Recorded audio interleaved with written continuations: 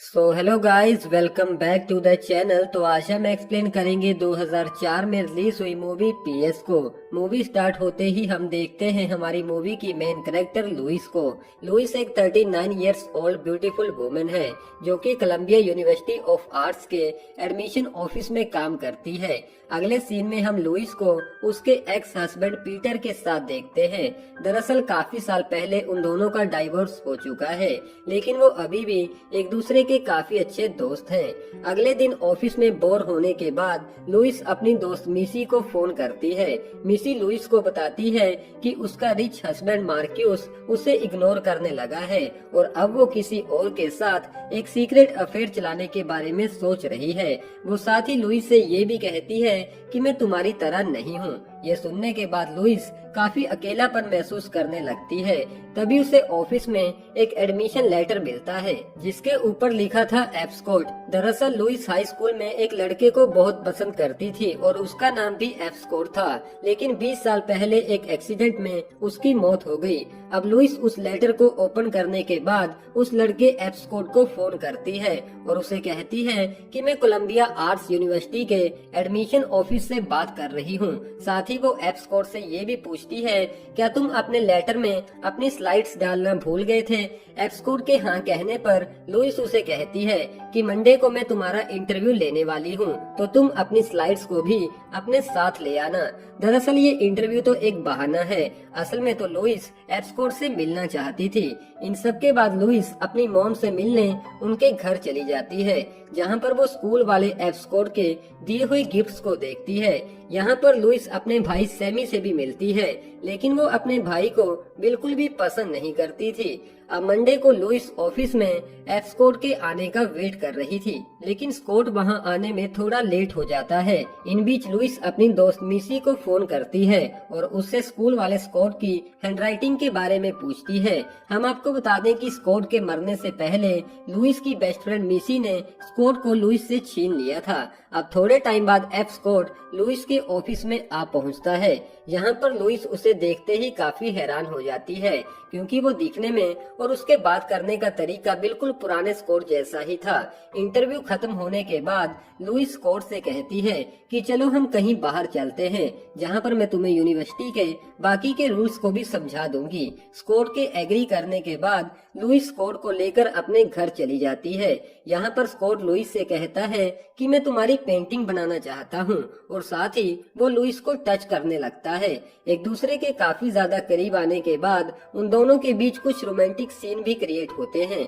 Louis in moments को काफी ज्यादा एंजॉय करती है, क्योंकि उसका अकेलापन अब दूर होने लगा था। जिसके बाद स्कॉट अपनी मॉम को फोन करता है और उन्हें कहता है कि मेरा इंटरव्यू पूरा हो चुका है, मैं जल्द ही घर वापस आ जाऊंगा। लुइस स्कॉट से कहती है कि मुझे प्रॉमिस करो कि तुम कल रात मुझसे फिर से मिलोगे। जिसके बाद स्कॉट शावर लेने चला जाता है और लुइस वापस अपने ऑफिस में चली जाती है। यहाँ पर हम देखते हैं कि लुइस अब काफी खुश है, जिससे मिसी को भी लुइस पर शक होने लगता है कि शायद लुइस किसी लड़के को डेट कर रही है। अब शाम को लुइस और पीटर एक साथ समय बिताने लगते हैं। यहाँ पर पीटर ड्रिंक के नशे में लुइस को बताता है कि उसे एक बीमारी है, हब्स की बीमारी, जिसे दूर करने के लिए वो अलग अलग लड़कियों के करीब आता है, और ये सब वो तब से करता आ रहा है जब से उन दोनों की शादी हुई थी। ये सुनने के बाद लुइस काफी ज्यादा सैड हो जाती है और पीटर को अपने घर से बाहर भी निकाल देती है। अब अगली शाम स्कॉट लुइस से मिलने उसके घर आता है, जहाँ पर वो देखता है कि लुइस काफी सैड थी। स्कॉट के पूछने पर लुइस उसे अपने और अपने एक्स हस्बैंड के बारे में बताती है, तो स्कॉट लुइस से कहता है कि पीटर तुमसे झूठ बोल रहा है, क्योंकि उसे पता चल गया होगा कि तुम किसी और लड़के को डेट कर रही हो, और अब वो तुम्हें वापस अपने पास लाना चाहता है। इन सब के बाद वो दोनों डिनर के लिए एक रेस्टोरेंट में चले जाते हैं, जहाँ से वापस घर आने के बाद लुइस स्कॉट को अपने स्कूल वाले बॉयफ्रेंड के बारे में बताती है, लेकिन वो यहाँ पर स्कॉट को अपने बॉयफ्रेंड का नाम नहीं बताती। जिसके बाद फिर से उन दोनों के बीच एक रोमांटिक सीन क्रिएट होता है और अगली सुबह जैसे ही लुइस नींद से जागती है तो वो देखती है कि एफ स्कॉट वहाँ से जा चुका था। जिसके बाद लुइस अपनी मॉम के पास उनके घर चली जाती है और उन्हें बताती है कि पीटर ने मुझे धोखा दिया है। लुइस इसके बारे में अपने भाई सैमी से भी बात करती है क्योंकि वो पीटर का काफी अच्छा दोस्त है, लेकिन यहाँ पर सैमी लुइस से कहता है कि मैं इन सब में तुम्हारी मदद नहीं कर सकता, तुम्हें खुद ही इस मैटर को हैंडल करना होगा। जिसके बाद लुइस उस होटल रूम में चली जाती है जहाँ पर मिसी रुकी हुई थी। यहाँ पर मिसी लुइस से कहती है कि तुमने मुझे उसके बारे में क्यों नहीं बताया, मेरा मतलब एफ स्कॉट के बारे में। लुइस कहती है हाँ, लेकिन वो एफ स्कॉट नहीं है। तो मिसी कहती है कि मुझे लगता है एफ स्कॉट पुनर्जीवित हो चुका है क्योंकि उसकी आवाज बिल्कुल एफ स्कॉट जैसी थी। लुइस के पूछने पर मिसी बताती है कि जब मैंने तुम्हारे घर पर फोन किया तो वो फोन एफ स्कॉट ने उठाया था, जहां पर मेरी पहली बार स्कॉट से बात हुई। एक पल के लिए तो मुझे ऐसा लगा कि शायद स्कॉट दोबारा जिंदा हो चुका है। मिसी साथ ही लुइस को ये भी बताती है कि मैं एफ स्कॉट से मिल भी चुकी हूँ और वो तुम्हारे बारे में काफी सवाल पूछ रहा था। लुइस मिसी से पूछती है कि कहीं तुमने उसे स्कूल वाले एफ स्कॉट के बारे में तो कुछ नहीं बताया। मिसी कहती है नहीं, मैंने उसे स्कूल वाले स्कॉट के बारे में कुछ नहीं बताया। यहाँ पर लुइस मिसी से काफी जेलस फील कर रही थी क्योंकि उसने पहले भी एफ स्कॉट को उससे छीन लिया था और अब वो फिर से वैसा ही कर रही है। अब लुइस गुस्से में वहाँ से जाती हुई मिसी से कहती है कि मैं स्कॉट को सब कुछ सच सच बता दूंगी। आगे हम देखते हैं कि एफ स्कॉट पहले से ही लुइस का इंतजार कर रहा था। लुइस के पूछने पर स्कॉट कहता है कि मिसी ने मुझे कॉल कर बोला था कि तुम किसी इम्पोर्टेंट मैटर पर मुझसे बात करना चाहती हो। तो यहाँ पर लुइस स्कॉट को स्कूल वाले स्कॉट के बारे में बताती है जो कि दिखने में और उसकी हरकतें भी बिल्कुल तुम्हारे जैसी थी। तो एफ स्कॉट लुइस से पूछता है कि तुम्हें क्या लगता है मैं वही लड़का हूँ जो मरने के बाद दोबारा जिंदा हो गया। तो यहाँ पर लुइस एफ स्कॉट पर काफी ज्यादा गुस्सा हो जाती है। जिसके बाद एफ स्कॉट वहाँ से चला जाता है।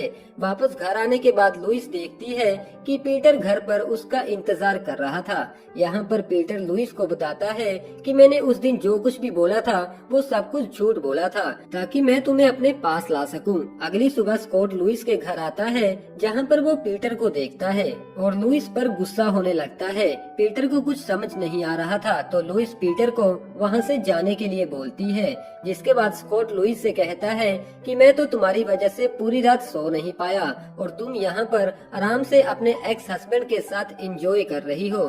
तो लुइस उसे कहती है कि कल रात हमारे बीच कुछ नहीं हुआ। जिसके बाद एफ स्कॉट कहता है अच्छा तो तुम मेरे साथ ब्रेकअप करना चाहती हो और सच तो ये है कि तुम मुझे नहीं बल्कि मुझ में दिखने वाली तुम्हारे उस पुराने बॉयफ्रेंड की शैडो से प्यार करती हो। और मेरा नाम एफ स्कॉट नहीं बल्कि फ्रांसिस स्कॉट है, लेकिन सभी लोग मुझे एफ स्कॉट बुलाते हैं। एक बात और, कल रात तुमसे परेशान होकर मैं मिसी के पास चला गया था। इन सब के बाद लुइस मिसी के पास जाकर उसे कहती है कि कल रात तुम दोनों के बीच क्या हुआ।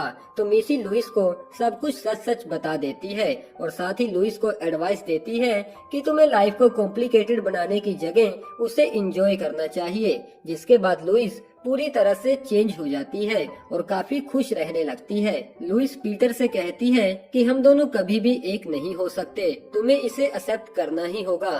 जिसके बाद लुइस एफ स्कॉट को उसका ज्वाइनिंग लेटर देती है और उसे कहती है कि यूनिवर्सिटी ने तुम्हारे काम को देखते हुए तुम्हें दिया है।